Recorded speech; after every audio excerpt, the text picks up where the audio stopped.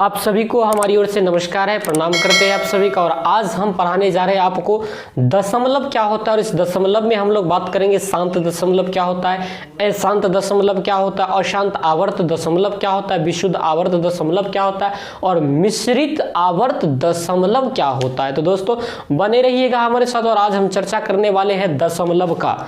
तो देखिएगा यहाँ पर हम लिख रहे हैं दशमलव। दशमलव अंग्रेजी में इसको डेसिमल कहा जाता है। क्या कहा जाता है? डेसिमल कहा जाता है। तो भाई मेरे दशमलव कितने तरह का हो सकता है? तो दशमलव दो तरीका का हो सकता है। एक हो सकता है शांत और एक हो सकता है अशांत। यानी भाग देने पर अगर 0 शेषफल आ गया तो शांत हो जाएगा। अब भाग देने पर शेषफल कट ही नहीं रहा है तब आपको लगेगा वो अशांत है। तो दशमलव को हम लोग दो भाग में बांट देते हैं। एक को बोलते हैं भाई मेरे शांत और एक को बोलते हैं हम लोग अशांत। क्या बोलते हैं? अशांत।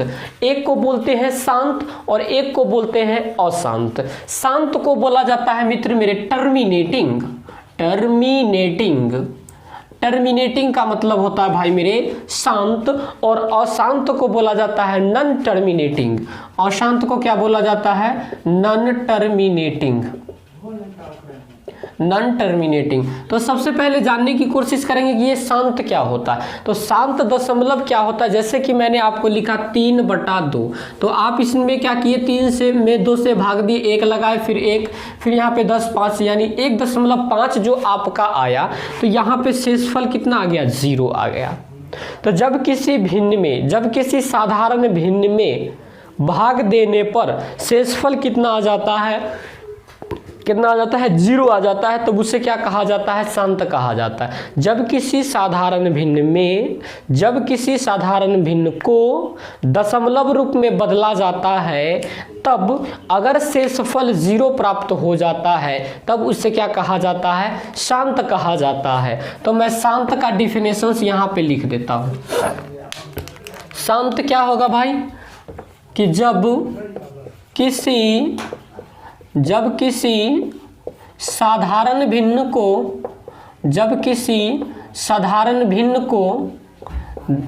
दशमलव के रूप में दशमलव के रूप में लिखा जाए एवं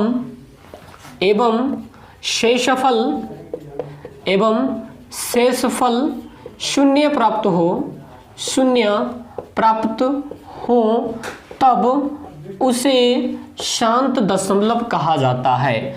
तब उसे शांत दशमलव क्या कहा जाता है? तब उसे शांत दशमलव कहा जाता है। दोस्तों मैंने आपको बताया कि जब किसी साधारण भिन्न का मतलब क्या होता है? जैसे मैंने लिखा 4/8, ये साधारण भिन्न नहीं है तो 1/2 कर देंगे, ये साधारण रूप में आ जाएगा यानी शॉर्टेस्ट फॉर्म में आ जाएगा।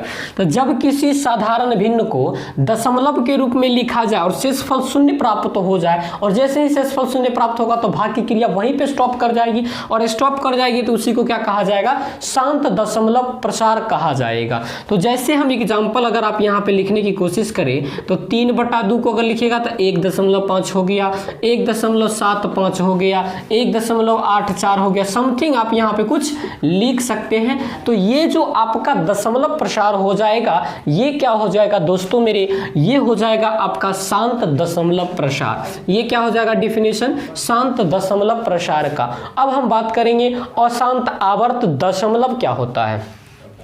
दूसरी चीज हम लोग चर्चा करेंगे अशांत आवर्त दशमलव।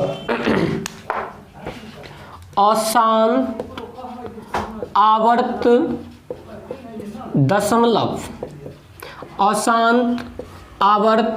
दशमलव।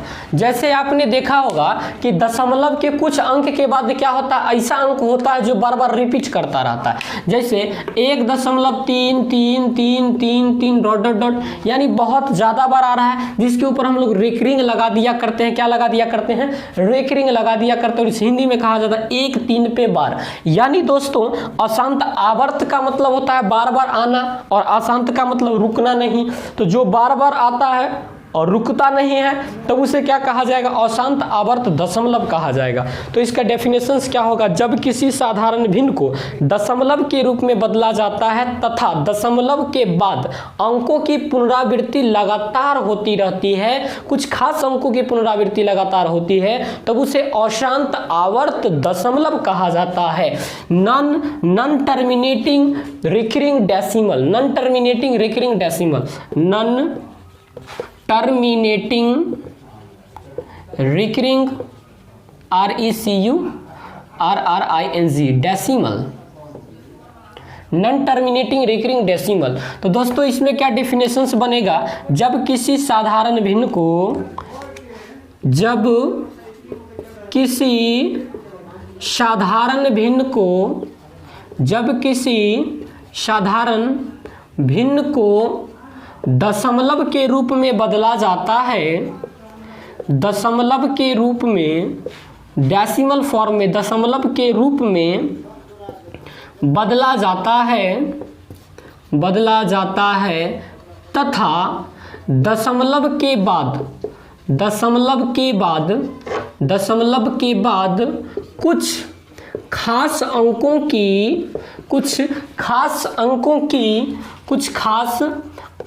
की पुनरावृत्ति होती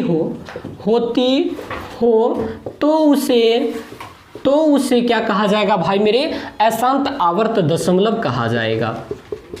तो उसे अशांत आवर्त दशमलव कहा जाएगा। मैंने क्या बताया कि जब किसी साधारण भिन्न को दशमलव के रूप में बदला जाता है तथा दशमलव के बाद कुछ खास अंकों की पुनरावृत्ति होती है, तब उसे क्या कहा जाएगा? उसे क्या कहा जाएगा? अशांत आवर्त दशमलव। जैसे 4 में 3 से भाग दीजिएगा तो 1.33333 अनंत बेर आ जाएगा, जिसको हम लोग बाद में चलकर 1.3 के ऊपर रेखरिंग मार देता है या बार कहा जाता है। तो दोस्तों इस प्रकार के जो दशमलव होते हैं उसे अशांत आवर्त दशमलव कहा जाता है। क्या कहा जाता है? अशांत आवर्त दशमलव कहा जाता है। चलिए अब हम बात करेंगे क्या विशुद्ध आवर्ती दशमलव क्या होता है। तो विशुद्ध आवर्ती दशमलव की अब लोग हम चर्चा करेंगे, तो मैं इसे मिटा देता हूं। विशुद्ध आवर्ती दशमलव, देखिएगा विशुद्ध आवर्ती दशमलव को हम लोग यहां पे लिखते हैं विशुद्ध आवर्ती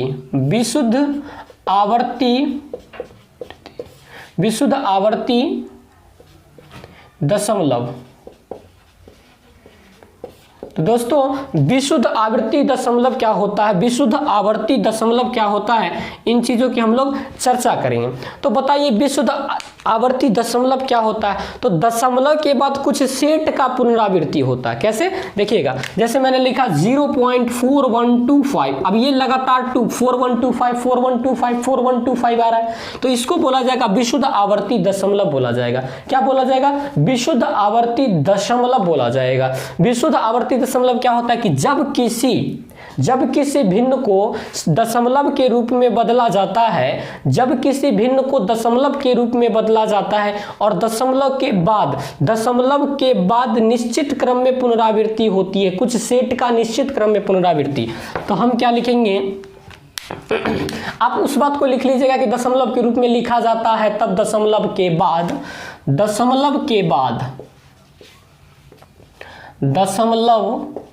बाद कुछ खास अंकों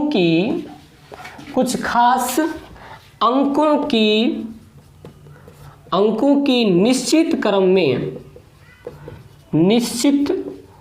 क्रम में पुनरावृत्ति होती रहती है,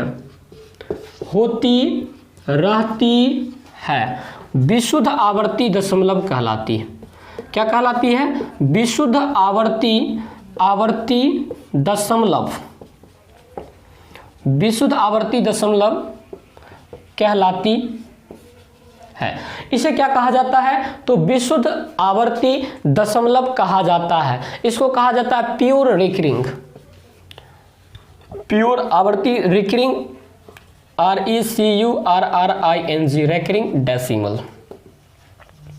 चलिए जैसे मैं एग्जांपल लेता हूं, फर्दर एग्जांपल 3.1415। अब ये सेट बार बार घूमेगा, 1415। अब ये सेट बार बार घूमेगा, इसलिए हम लोग क्या करते हैं, देखिए 1415 1415 1415, ये बार बार आएगा।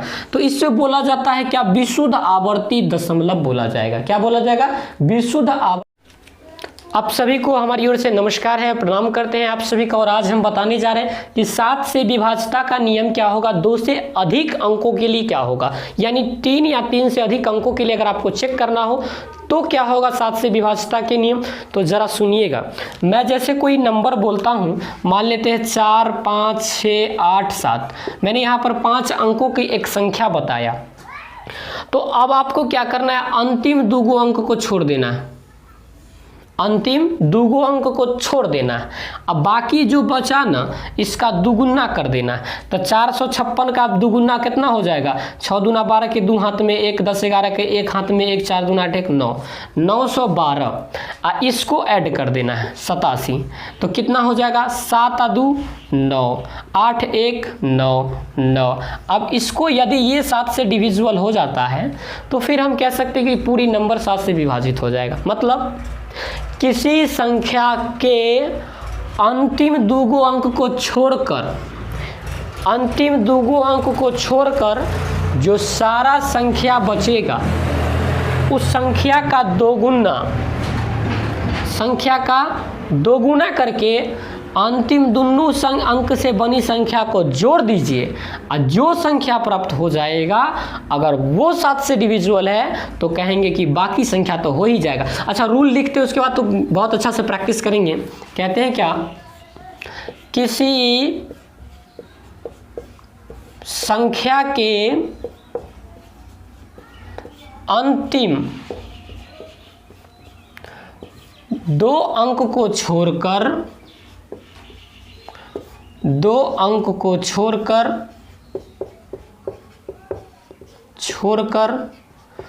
जो संख्या बचती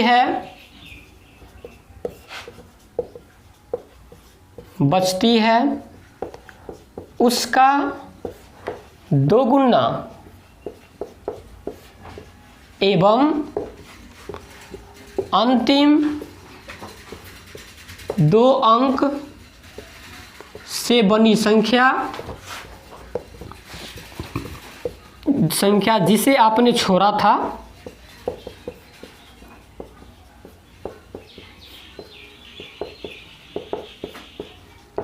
उसका योगफल यदि 7 से विभाजित हो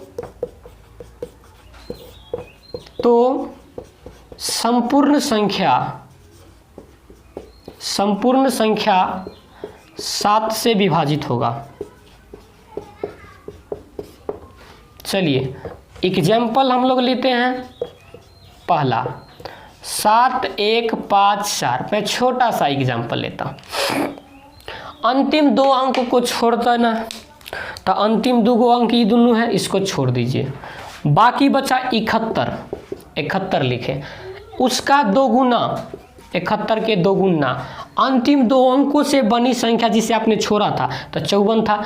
54 को योगफल कर देना है, तो 54 को जोड़ दिया, तो 71 दूना कितना हो जाएगा, 142, 2 7 दूना 14, प्लस 54 को जोड़ के कितना, 4 2 6 5 4 9, 196। अगर 196 7 से भाग लग जा रहा है तो 7 दूनी 14, 5 7 8 56, यानी ये 28 मरतबे लग रहा है, यानी होल नंबर 7 से डिविजिबल हो जाएगा। चलिए चेक करते हैं। 7 दाही 70, 7 दूना 14 और 1 7 दूना 14, 1022 7 7154 हो जाएगा।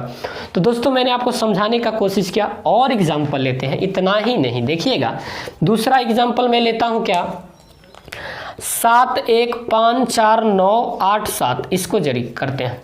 तो इसको करने के लिए आपको क्या करना है, अंतिम 2 अंक को छोड़ देना है, बाकी जो बचा उसका दोगुना, तो 9 दूना 18 के 8 हाथ में 1, 4 दूना 8 1 9, 5 दूना 10 शून्य हाथ में 1, 1 कम, 1 का दोगुना 2 और 1 3, 7 दूना 14, 14 30 98, 14 30 98। दोस्त मैं रूल बता रहा हूँ, अगर कैलकुलेशन में मिस्टेक हो रहा है तो आप उसे देखिएगा थोड़ा सा।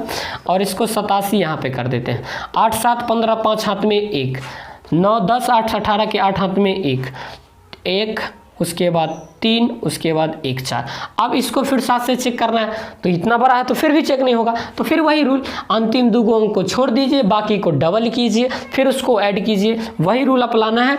और लास्ट में आपको एक ऐसा शर्त आएगा कि छोटी सा नंबर आ जाएगा, आपको पता चल जाएगा। नहीं विश्वास है तो फिर इस 2 को स्किप कीजिए, 14 से 31 1862 हो जाएगा, 14 दूना 2862 हो जाएगा, फिर 85 जोड़िए और फिर 7 से डिविजिबल चेक करिए, नहीं आ रहा है तो फिर लास्ट को 2 छोड़िए। इस प्रोसेस को अपनाइए। तो यहाँ पे यह 14 31 85, यानी 14 31 85। अब इसको चेक कीजिए, लास्ट का 2 को छोड़िए, तो 14 दूना 2862 प्लस 85, चलिए 7 और 8 7 15 5 हाथ में 1 29, फिर नहीं हो रहा है तो और चेक कीजिए, लास्ट का 2 को छोड़ दीजिए, 29 दूना कितना 58, यही ना 58 और प्लस का 57, 58 57 8 7 15 5 हाथ में 1 10 1 11। अब चेक कीजिए 7 से, तो 7 एकम 7 7 4 11 45, नहीं हो रहा है, यानी होल नंबर नहीं होगा। तो दोस्तों मैं उम्मीद करता हूँ बस 2 रूल याद रखना है, लास्ट का 2 को छोड़ो, जो बचा उसका दुगुना, जो छोड़ा उसको ऐड। अगर वो 7 से डिवाइड हो रहा है तो पूरी नंबर 7 से डिवाइड हो जाएगा। लेकिन याद रखना है क्या, 2 से अधिक अंकों के लिए, 2 से कम अंक के लिए बताया, दहाई के 3 गुना में इकाई को जोड़ दीजिए। अगर नंबर डिवाइड हो रहा है तब वो संख्या 2 अंकों की संख्या 7 से विभाजित हो जाएगी। अन्यथा 3 अंक हो, 3 से ज़्यादा अंक हो, उसके लिए ये रूल आपको फॉलो करना पड़ेगा। और मैं उम्मीद करता हूँ कि आपको सारी चीज़ समझ में आ जानी चाहिए। एक और एग्जाम्पल लेकर अगर मैं आपको समझाने की कोशिश करता हूँ, अगर आप समझना चाहें तो समझ सकते हैं, एकदम बेसिक लेवल से यहाँ पे हम कोशिश करते हैं। तीसरी एग्जाम्पल, जैसे 7 1 5 4 8 7 लेते हैं। देखिए अंतिम 2 को छोड़ दीजिए, इसका डबल, तो 4 दूना 8 5 दूना 10 शून्य हाथ में 1 1 दूना 2 और 1 3 7 दूना 1458 प्लस ये 87, 7 8 15 5 हाथ में 1 9 3 1 4। अब इसका नहीं हो रहा, फिर इस 2 को स्किप कीजिए, 143 बचा, 143 का हो जाएगा 6 4 8 286 और प्लस का 95। अब जोड़ दीजिए, 9 6 5 11 हाथ में 1 और कितना हो जाएगा, 6 5 11 हाथ में 1 9 9 18 के 8 हाथ में 1 2 और 1 3 381 आ रहा है क्या, 7 से डिविजिबल हो जाएगा, तो 7 पे 35, कितना बचा 3 31, नहीं हो रहा है। तो ये भी नंबर कभी भी 7 से डिविजिबल नहीं होगा। चाहे तो आप चेक करके देख सकते हैं, 7 दाही 70, 1 बचा 15, 7 दूना 14, 1 बचा 14 कट गया, 7 एकम 7 1 17 बचा 17, कभी भी कट नहीं सकता। तो दोस्तों मैं उम्मीद करता हूँ आपको सारी चीज़ समझ में आया होगा। इसी आशा उम्मीद पर दुनिया टिकी है, और इसी आशा उम्मीद के साथ मैं ये कहना चाहता हूँ कि अगर वीडियो अच्छा लगा तो चैनल को लाइक शेयर सब्सक्राइब कीजिएगा। Thank you very much.